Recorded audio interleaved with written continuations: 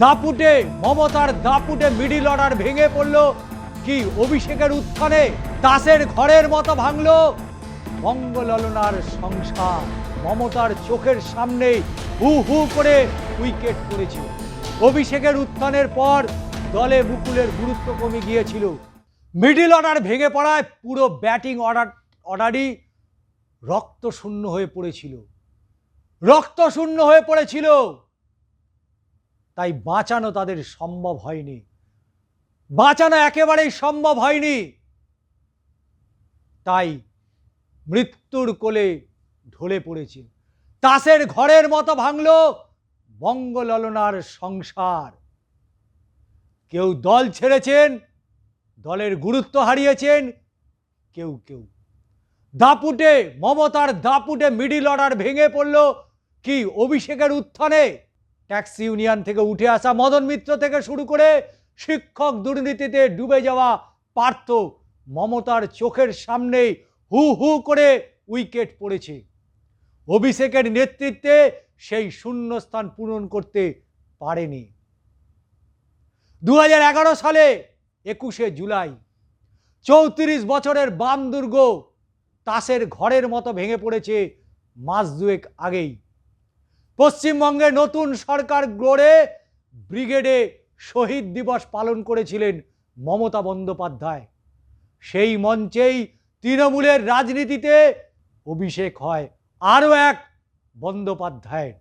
24 বছরের তরুণ নেতা অভিষেককে সেদিন সকলে মমতার ভ্রাতুষ্পুত্র হিসাবেই চিনতেন। সময়ের সঙ্গে সঙ্গে তৃণমূলের অন্দরে তার ক্ষমতা বেড়েছিল। সমান্তরাল ক্রমশ প্রকট হয়েছে দলের অন্দরে নবীন এবং প্রবীণের দ্বন্দ্ব। 15 বছর পরে দল যখন ক্ষমতাচ্যুত, তখন ময়না তদন্ত করতে বসে অনেকেই বলছেন তৃণমূলে মমতার তৈরি মিডিল অর্ডার এ ধসের বীজ সেখানেই নিহত ছিল।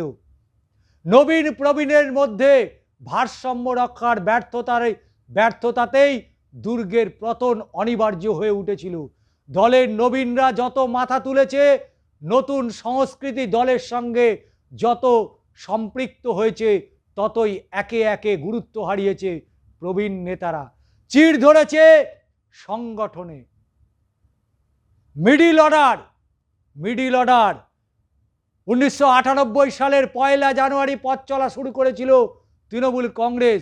মমতার সঙ্গে সেদিন কংগ্রেস ছেড়ে বেরিয়েছিলেন মুকুল রায়, জ্যোতিপ্রিয় মল্লিক, সুদীপ বন্দ্যোপাধ্যায়, শোভনদেব চট্টোপাধ্যায়, সুব্রত বক্সী, মদন মিত্র, পার্থ চট্টোপাধ্যায়, ফিরহাদ হাকিমরা। পরে যোগ দিয়েছিলেন শিশির অধিকারী, শুভেন্দু অধিকারীরাও। টানা 1 দশক ধরে ক্ষমতাসীন বাম সরকারের বিরোধিতায় এই সমস্ত নেতার গুরুত্বপূর্ণ ভূমিকা ছিল। তৃণমূল ক্ষমতায় আসার পরেও তারা দাপটের সাথে রাজনীতি করেছেন, দলে এবং সরকারে গুরুত্বপূর্ণ পদ সামলেছেন। মমতার অধীনে এরাই তৃণমূলের সেই শক্তিশালী মিডিল অর্ডার, যাদের ব্যাটে ভর করে অতীতে একের পর এক বল বাউন্ডারির বাইরে পাঠিয়েছেন নেত্রী। 2026 সালে এসে তৃণমূল মুখ থুবড়ে পড়ার নেপথ্যে রয়েছে সেই মিডিল অর্ডারের অপ্রাসঙ্গিকতা। প্রবীণ নেতাদের কেউ দল ছেড়েছেন, নতুনদের সঙ্গে তাল মেলাতে না পেরে ক্রমশ অপ্রাসঙ্গিক হয়ে পড়েছেন কেউ। কোনো নেতা নতুনদের সঙ্গে সমঝোতায় অস্তিত্ব টিকিয়ে রেখেছেন বটে, তবে দলে তাদের গুরুত্ব কমে গিয়েছে। মমতা যে রাজনীতি করতেন তা কর্পোরেট সংস্কৃতিতে বদলে দিয়েছিল খোলা হাওয়া। মুড়ি তেলে ভাজার দল থেকে তৃণমূল ক্রমশ ফিশ ফ্রাইয়ের দল হয়ে ওঠার সঙ্গে সঙ্গে মুড়ি তেলে ভাজার নেতারাও ক্রমশ দলে কোণঠাসা হয়ে পড়েছিলেন। এখানেই শেষ নয়, ক্রমে তারা দলের অন্দরে ক্ষমতাহীন হয়ে পড়েছিলেন। সেই সঙ্গে পতন হয়েছিল তৃণমূলের মিডিল অর্ডার। প্রথম থেকেই লড়াইয়ে সঙ্গ দিয়েছেন যারা মমতা বারবার দলের অন্দরে তাদের গুরুত্ব দিতেন। তৃণমূলে গড়ে ওঠার পর অধিকাংশ জেলায় তাদেরই তিনি জেলা সভাপতি করেছিলেন, যারা মমতার যুব কংগ্রেসের সভাপতি থাকাকালীন জেলায় কংগ্রেসের যুব সভাপতি ছিলেন। উদাহরণ হিসাবে অবশ্যই বলতে হয় হাওড়ায় অরূপ রায়, কোচবিহারে রবীন্দ্রনাথ ঘোষ, হুগলিতে আকবর আলী খান্ডেকার, উত্তর 24 পরগনায় জ্যোতিপ্রিয় মল্লিকের কথা বলা যায়। কলকাতায় যুব কংগ্রেসের নেতা হিসাবে ফিরাদ, মদন রাও সমান গুরুত্ব পেয়েছিল। কিন্তু পরবর্তীকালে পশ্চিমবঙ্গে ক্ষমতায় আসার পর দীর্ঘ সময় এদের দাপট ছিল। মমতার ঘনিষ্ঠ এই বৃত্তই সরকার চালিয়েছে। কিন্তু 2016 থেকে 17 সালের থেকে তাদের অনেকের গুরুত্ব ধীরে ধীরে কমে আসে। ব্যক্তিগত জীবনের সঙ্গে রাজনীতিকে মিশিয়ে ফেলায় মন্ত্রিসভার বৈঠকে প্রকাশ্যে শোভন চট্টোপাধ্যায়কে তিরস্কার করেছিলেন মমতা। জানতে চেয়েছিলেন শোভন পার্টি করতে চান নাকি প্রেম করতে চান। সেই ঘটনায় কিছু পরেই 2018 সালে দল ছাড়েন শোভন চট্টোপাধ্যায়। মেয়র এবং মন্ত্রী পদ থেকেও ইস্তফা দিয়েছিলেন তিনি। তারপর থেকে সক্রিয় রাজনীতির সঙ্গে শোভনের দূরত্বই থেকে গিয়েছে। বিজেপিতে গিয়েও তিনি স্বাচ্ছন্দ্য বোধ করেননি। কিন্তু তৃণমূলের অনেকেই মনে করেন শোভনের প্রস্থানে তৃণমূলের লাভ হয়নি। সম্প্রতি অবশ্য শোভন তৃণমূলে ফিরেছেন, কিন্তু তার আর সেই আগের গুরুত্ব একেবারেই ছিল না। অভিষেকের উত্থান 2011 সাল অভিষেক তৃণমূলের রাজনীতিতে প্রবেশের পরে যুবা নামে একটি সংগঠন তৈরি করা হয়েছিল, আর অভিষেক ছিলেন সেই সংগঠনের সভাপতি। তবে তার সমান্তরালে তৃণমূলের যুব সংগঠনও ছিল। তার মাথায় ছিলেন শুভেন্দু অধিকারী। অনেকের মতে তখন থেকেই অভিষেকের সঙ্গে তার সংঘাতের পরিসর তৈরি হয়ে গিয়েছিল। সময় যত এগিয়েছে তত সেই পরিসর বেড়েছে। অভিষেক তৃণমূলের যুব সংগঠনের সভাপতি হওয়ার পরে আর যুবার অস্তিত্ব ছিল না। দলে ক্রমশ ক্ষমতার শীর্ষে উঠতে শুরু করেছিলেন অভিষেক। সালটা 2021। বিধানসভা নির্বাচনের পর তৃণমূলের সর্বভারতীয় সাধারণ সম্পাদকের পদে বসানো হয় তাকে। তার অনেক আগে থেকেই অবশ্য দলের দ্বিতীয় সর্বোচ্চ নেতা হিসাবে অলিখিত পরিচিত তিনি আদায় করে নিয়েছিলেন। মমতার পর তৃণমূলের তার কথাই সবচেয়ে বেশি মান্যতা পেতে শুরু করল।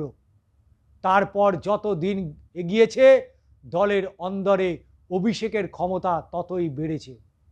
তার রাজনৈতিক দর্শনের সঙ্গে তৃণমূলের প্রবীণ নেতাদের রাজনৈতিক দর্শনের সংঘাত বেঁধেছিল, কিন্তু তারা পিছু হটতে বাধ্য হন। কখনো কখনো স্বয়ং মমতাও হস্তক্ষেপ করেছিলেন, আবার কখনো স্বেচ্ছায়। কিন্তু দলের অন্দরে অভিষেকের উত্থান অব্যাহত থেকেছে, কারণ অভিষেক যেভাবে দল পরিচালনা করেছেন সেভাবে তিনি নির্বাচনে বিশেষ দায়িত্ব নিয়েছেন। তাতেও একের পর এক ভোটে তৃণমূল জিতেছেন। কঠিন ভোটেও দল উতরে গিয়েছিল, কিন্তু নতুন তৃণমূল অভিষেক বারবার নতুন তৃণমূলের কথা বলেছেন। দলকে নিয়ে, সংগঠন নিয়ে একাধিক নতুন ভাবনা প্রকাশ্যে এনেছেন। এক ব্যক্তি এক পদ নীতি চালু করার পক্ষপাতী ছিলেন অভিষেক। প্রকাশ্যে তা ঘোষণাও করেছিলেন। সেই সময় প্রথম যে নামটি সকলের মাথায় এসেছিল সেটি হলো ফিরহাদ হাকিম। একই সঙ্গে মন্ত্রী, মেয়র পদ সামলাচ্ছেন তিনি। তবে এক পদের ভাবনা বাস্তবায়িত করতে পারেনি অভিষেক। মমতার ঘনিষ্ঠ এবং আস্থাভাজন ববি দুটি পদ নিয়েই থেকেছেন। তৃণমূলের অন্দরে বয়স বিধিও চালু করতে চেয়েছিলেন অভিষেক বন্দ্যোপাধ্যায়। তিনি বলেছিলেন রাজনীতিতে অবসরের বয়স থাকা উচিত এবং তা কখনোই 65 বছরের বেশি হওয়া কথা নয়। তবে মমতাকে তার ব্যতিক্রম বলেই উল্লেখ করেছিলেন তিনি। অভিষেকের বয়সবিধিও তৃণমূল যেভাবে প্রয়োগ করা, বয়সবিধি তৃণমূলে সেভাবে প্রয়োগ করা যায়নি। প্রবীণদের রেখে নতুনদের জায়গা দিতে হয়েছে। অভিষেকের নতুন তৃণমূলের কেউ কেউ ক্ষুণ্ণ হয়েছিল, কেউ মানিয়ে নিয়েছিল, কিন্তু মুকুল বিনাশ অবশ্যই বড় ফ্যাক্টর। তৃণমূলের সংগঠনকে প্রথম থেকেই শক্ত হাতে ধরে রাখা কাজটা করতেন মুকুল রায়। তিনি সংগঠনের নারী নক্ষত্র জানতেন, মমতার সরকার চালাতেন আর মুকুল দল চালাতেন। তৃণমূলের ব্লক স্তরের নেতাদের নাম জানতেন তিনি। ভোটের সময় সঙ্গে মানচিত্র নিয়ে ঘুরতেন। সেই মানচিত্রে সবুজ, হলুদ, লাল রং চিহ্নিত করা থাকতো লোকসভা বা বিধানসভার আসন। মুকুল বলতেন সবুজ কেন্দ্রগুলিতে তৃণমূলের জয় নিশ্চিত, হলুদে অনিশ্চিত, লালে হয়তো পরাজয়। অধিকাংশ ক্ষেত্রেই সেই ভবিষ্যৎবাণী মিলে যেত। এহেন মুকুল দলের শীর্ষ নেতৃত্বের সঙ্গে টানাপোড়েনের মধ্যে 2017 সালে তৃণমূল কংগ্রেস ছেড়ে দেন। পরে বিজেপিতে যোগ দেন। অনেকের মতে তৃণমূলের সংগঠনের সবচেয়ে বড় ধাক্কা লেগেছিল মুকুলের দল ত্যাগে। অভিষেকের উত্থানের পর দলে মুকুলের গুরুত্ব কমে গিয়েছিল।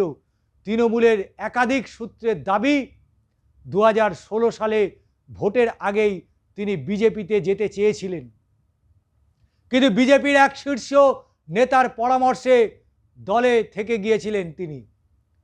তবে দল ত্যাগ অনিবার্য হয়ে পড়েছিল। মুকুল যোগ দেওয়ার পরে 2019 সালের ভোটে অন্যতম সেরা ফল করেছিল ভারতীয় জনতা পার্টি। কিন্তু সেই হার থেকে শিক্ষা নিয়ে 2021 সালের বিধানসভা ভোটে ঘুরে দাঁড়িয়েছিল তৃণমূল। সেই ভোটে ব্যর্থ হয়েছিল মুকুল। কালক্রমে তিনি ফেরেন তৃণমূলে, কিন্তু তিনি ফিরেছিলেন, তবে তার ছায়াটা পড়েনি। ক্ষোভের আগুন শুভেন্দুর মধ্যে 2019 থেকেই অভিষেক বিরোধিতায় প্রকট ছিল। 2020 সালের ডিসেম্বরে তিনি বিজেপিতে যোগ দেন। তার আগে তৃণমূলের সাংগঠনিক সংস্কার হয়েছিল। 2019 সালে লোকসভা নির্বাচনের পরে তৃণমূলের সঙ্গে পরামর্শদাতা সংস্থা হিসাবে যুক্ত হয় আইপ্যাক, আর এরপরেই দলের জেলাওয়ারি পর্যবেক্ষক পদ তুলে দেওয়া হয়। হুগলি, পূর্ব বর্ধমানে ফিরাদ, জলপাইগুড়ি, দার্জিলিংয়ে অরূপ বিশ্বাসরা এই পদে ছিলেন। তার নিজের জেলা পূর্ব মেদিনীপুরে ছাড়াও শুভেন্দু পর্যবেক্ষক ছিলেন মালদা, মুর্শিদাবাদ এবং উত্তর দিনাজপুরেও। ওই পদ তুলে দেওয়ায় দলের অন্দরে চাপা ক্ষোভ তৈরি হয়েছিল। অনেকে মনে করেছিলেন মমতাকে ঘিরে থাকা বৃত্তের কাজের পরিসর গুটিয়ে যাচ্ছে এই পদ তোলার ফলে। ক্ষমতার কেন্দ্রীভূত করা হচ্ছে। যদিও অভিষেকের বক্তব্য ছিল শুভেন্দুর মতিগতি বুঝেই এই পদক্ষেপ করা হয়। পরে তা ঠিকও প্রমাণিত হয়েছিল এবং আইপ্যাক তৃণমূল অভিষেকের সাংগঠনিক ক্ষমতা বৃদ্ধির সমান্তরাল ডালপালা মেরেছিল। আইপ্যাক সংগঠন ক্রমে মাথা তুলেছিল কর্পোরেট ঘরানায়। আইপ্যাকের সঙ্গে সামঞ্জস্য রাখার কাজ বরাবর করেছে অভিষেকের ক্যামাক্সটিক দপ্তর। তবে আইপ্যাকের গোড়ার দিকে অনেকেই মেনে নিতে পারেনি। কল্যাণ বন্দ্যোপাধ্যায়, মদন মিত্রর মতো নেতারা প্রকাশ্যেই তাদের বিরোধিতা করেছিলেন। প্রাক্তন মন্ত্রী সুব্রত মুখোপাধ্যায় বলেছিলেন, এতদিন ধরে রাজনীতি করছি, এখন সাংবাদিক বৈঠকের আগে বাচ্চা বাচ্চা ছেলে মেয়ে এসে হাতে কাগজ ধরিয়ে দিয়ে যাবে, সেই কাগজ দেখে আমাকে মুখস্থ বলতে হবে। তবে সময়ের সঙ্গে ও পরে তাদের অনেকেই সেই নতুন সংস্কৃতির সঙ্গে সম্পৃক্ত হতে হয়েছে। যারা পারেনি তাদের ছিটকে যেতে হয়েছে। গোড়ার দিকে যারা আইপ্যাকের বিরোধিতা ছিলেন, পরে তারাই ওই সংস্থাকে আপন করে নিয়েছিলেন। দলের এক প্রবীণ নেতা একান্ত আলোচনায় বলেও ছিলেন, আমি যদি আইপ্যাক না মেনে রাজনীতি করি তাহলে সেটা ডারউইনের তত্ত্বকে অস্বীকার করার শামিল হবে। এদিকে মদন মিত্র, ট্যাক্সি ইউনিয়ন করে উঠে আসা মদন থেকে শুরু করে সেই শিক্ষক নিয়োগ দুর্নীতিতে ডুবে থাকা পার্থ, একের পর এক তারা কোণঠাসা হয়ে পড়েছিল। তাদের একের পর এক উইকেট পড়ে গিয়েছিল। সেই শূন্যস্থান পূরণ আর আজ সম্ভব নয়, কারণ মিডিল অর্ডার ভেঙে তছনছ হয়ে গিয়েছে মমতার। আর সেই মিডিল অর্ডার আর তৈরি হবে না, কারণ সেই মদন মিত্র, সেই পার্থ চট্টোপাধ্যায়, সেই জ্যোতিপ্রিয় মল্লিক, সেই সুব্রত বক্সী, সেই অরূপ রায়, সেই ববি হাকিম বা অরূপ বিশ্বাসরা আজকে অনেকেই ভোটে পরাজিত হয়েছেন, অনেকেই দল ছাড়ার জন্য তাকিয়ে রয়েছে। সুব্রত বক্সী এখন জুবুথুবু অবস্থা। বীরভূমে ধারাবাহিকভাবে দাপট কমেছে অনুব্রত মণ্ডলের। শোভনদেব, অরূপ, ববি টিকে ছিল শেষ পর্যন্ত, কিন্তু মমতার সঙ্গে যে বোঝাপড়া নিয়ে তারা আগে কাজ করতেন সেই দাপট দীর্ঘদিন দেখা যায়নি। ছোট বড় কিছু ক্ষত তৃণমূলকে ধীরে ধীরে পতনের দিকে এগিয়ে দিয়েছে। লক্ষ্মীর ভাণ্ডার, যুবসাথীর মতো প্রকল্প মানুষকে আকৃষ্ট করলেও সংগঠনের সেই ক্ষতে প্রলাপ দিতে পারেনি। সেই প্রলেপ না দেওয়ার কারণেই আজকে তৃণমূলের এই ভরাডুবি। দলের অনেকেই মনে করেন মিডিল অর্ডার ভেঙে পড়া পুরো ব্যাটিং অর্ডারেই রক্তশূন্য হয়ে পড়েছে। ম্যাচ হেরে তারই খেসারত দিতে হলো তৃণমূলকে। আজকের এই ভিডিওটি আপনাদের কেমন লাগলো অবশ্যই জানাবেন, আপনাদের মতামত জানাবেন, এবং আপনাদের সেই মতামতের ভিত্তিতে আমরা আবারও পরবর্তী ভিডিওতে তুলে ধরবো আপনাদের সামনে।